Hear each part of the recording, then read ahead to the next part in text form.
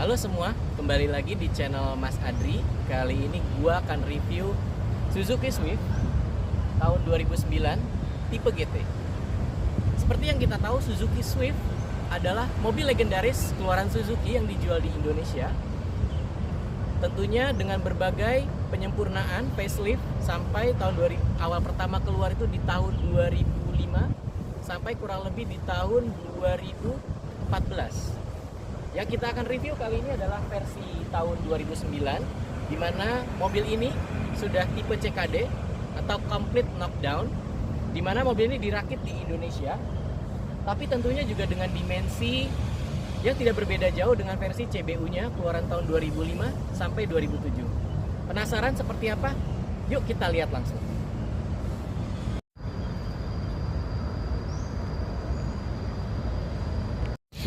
Suzuki Swift GT menggunakan mesin M15A dengan kapasitas 1500 cc dengan tenaga sekitar 100 HP dan torsi 143 Nm.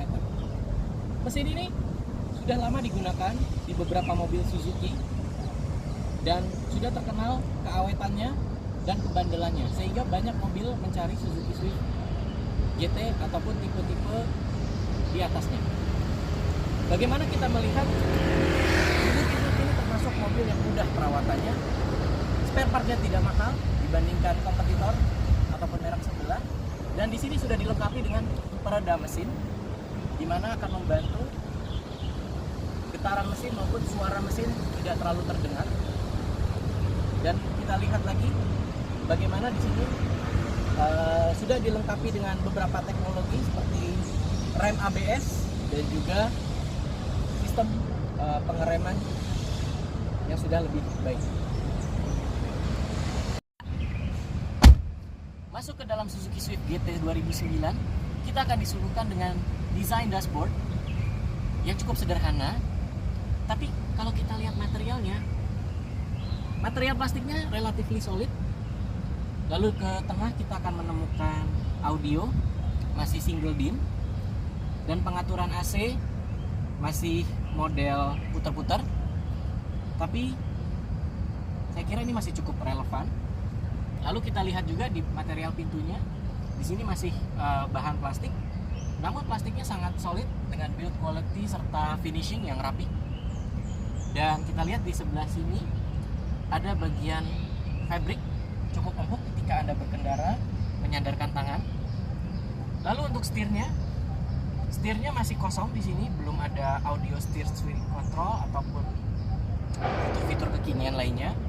Tapi untuk Anda yang membutuhkan mobil untuk berpindah dari titik A ke titik B untuk sekedar alat transportasi sehari-hari, ini sudah sangat cukup. Dan dengan harga secondnya yang sudah di level 80 jutaan, mobil ini sangat saya rekomendasikan untuk Anda miliki dan dapat Anda gunakan sehari-hari sebagai alat transportasi yang memadai. Mobil ini juga sudah menggunakan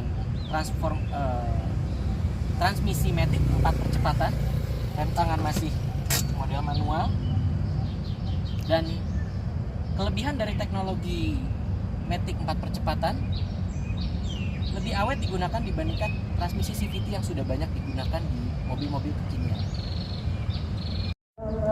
Ya, jadi kita sampai pada review apa sih yang bisa disukai dari mobil ini dan apa yang mungkin tidak disukai dari mobil ini. Yang disukai dari mobil ini pertama dari segi tarikannya. Mobil ini mempunyai akselerasi yang cukup mumpuni, bahkan kalau dibandingkan dengan Honda Jazz atau Toyota Yaris, mobil ini mempunyai kecepatan 0 sampai 100 itu kurang lebih sekitar 11 detik setelah kami tes. Sedangkan ada juga beberapa hal yang saya sukai dari build quality dan interiornya, mempunyai fit and finishing yang sangat baik dibandingkan mobil yang sekelasnya, dan dengan dimensi yang relatif kecil, mobil ini sangat cocok untuk menerobos kemacetan di jalanan Jakarta. Lalu yang saya sukai dari mobil ini, bagaimana material dari kursi mobil ini, konturnya, teksturnya cukup baik dibandingkan mobil sekelasnya, mempunyai ketebalan yang baik, dan ini Anda bisa ganti dengan bahan kulit jika Anda menginginkan kursi yang lebih empuk. Untuk hal-hal yang tidak saya sukai, pertama, mobil ini tidak terlalu irit dari segi konsumsi bahan bakar. Dari pengetesan saya hanya mendapatkan 1:10 untuk rute dalam kota. Sedangkan untuk rute jalan tol kurang lebih angkanya itu ada di 1:17 sampai 18. Jadi masih cukup irit walaupun untuk sekelasnya cukup konsumtif untuk bensin. Lalu poin lainnya adalah yang saya kurang suka terkait kaki-kaki. Kaki-kaki mobil ini perlu diperhatikan, apalagi mobil ini sudah mencapai kilometer 90 ribuan, sehingga ada beberapa bagian seperti lower arm yang perlu diganti, dan tentunya hal ini juga menimbulkan experience ketika kita mengemudi. Terkadang terdengar suara-suara di bagian kaki-kaki. Lalu hal terakhir lainnya yang saya kurang suka dari mobilnya adalah ground clearance-nya. Ground clearance 140 mm relatif cukup rendah, sehingga ini cukup beresiko bagi Anda yang melewati jalan rusak ataupun jalan yang tergenang karena banjir, sehingga Anda tidak mau mobil Anda terkena genangan banjir dan mengenai bagian mesin. Itu sangat beresiko. Jadi itu adalah poin-poin kelemahan dan kelebihan dari mobil ini yang sudah saya rasakan saat saya menggunakan Suzuki Swift GT. Masuk ke bangku belakang, kita akan disuguhkan kursi yang sangat empuk untuk mobil di kelasnya, dan kita lihat juga legroomnya masih cukup lega dengan posisi driver yang paling ke belakang. Di sini masih ada sekitar 5 jari jarak dengan dengkul saya. Lalu untuk materialnya di sini juga masih material plastik, namun plastik yang digunakan cukup solid dan kita masih diberikan material fabric di bagian lengan, sehingga ketika Anda menyandarkan tangan Anda ini masih cukup rebah. Lalu bagaimana dengan legroomnya? Legroomnya ini masih cukup lega, kurang lebih dengan tinggi saya sekitar 165 cm. Anda masih bisa mendapatkan headroom sekitar 5 jari di sini, dan kita juga masih disuguhkan oleh headrest. Headrestnya di sini ada 2, jadi cocok untuk penumpang 2 orang, sehingga apabila baris belakang diisi 3 orang, yang penumpang yang ada di tengah tidak akan mendapatkan headrest. Gini, sekarang saya akan mengemudikan Suzuki Swift GT tahun 2009 ini, dan kita akan melihat bagaimana experience berkendaranya, kekedapan kabin, suara mesin, dan tentunya surroundings dari berkendara di Suzuki Swift GT ini. Let's go!